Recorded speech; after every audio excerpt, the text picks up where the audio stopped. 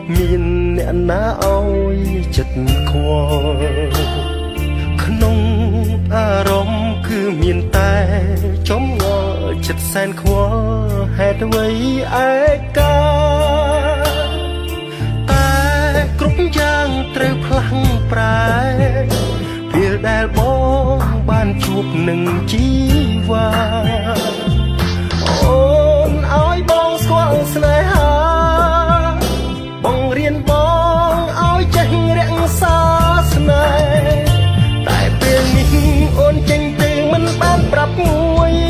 ម៉ាត់អូនកាត់ផ្ដាច់បេះដូងដែលកំពុងថែគ្នាមិនប្រាប់លីឲ្យបងបានដឹងពីចិត្តពុំ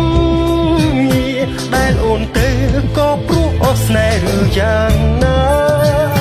តើអ្នកណានាំអូនមកឲ្យយើងបានស្គាល់ចិត្តគ្នារួចចុងក្រោយនាំអូនចេញឆ្ងាយពីបងទោះអ្នកណាសូមដឹងផងថាបងស្រឡាញ់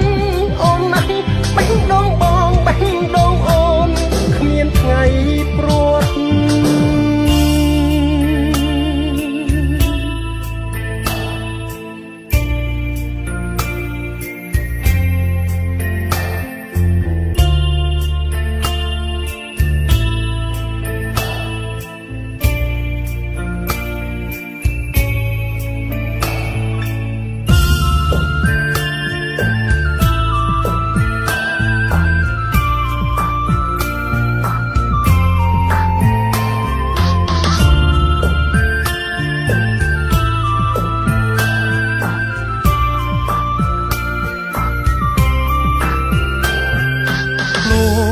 ជាមនុស្សដែលមិនស្គាល់ស្នេហា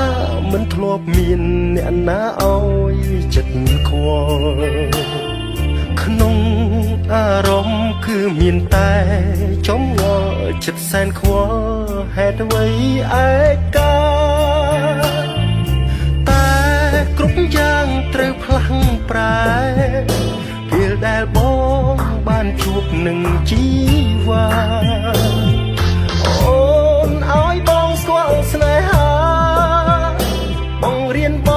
ងឲ្យចេះរក្សាស្នេហ៍តែពេលនេះអូនចេញទៅមិនបានប្រាប់មួយម៉ាត់អូនកាត់ផ្ដាច់បេះដូងដែលកំពុងថែគ្នាមិនប្រាប់លីឲ្យបងបានដឹងពីចិត្តពុំដែលអូនទៅក៏ព្រោះអស់ស្នេហ៍ឬយ៉ាងណាតើអ្នកណានាំអូនមកឲ្យយើងបានស្គា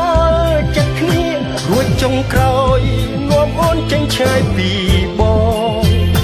ទោះអ្នកណាសូមដឹងផងថាបងស្រឡាញ់អូនណាស់បេះដូងបងបេះដូងអូនគ្មានថ្ងៃព្រួតបេះដូងប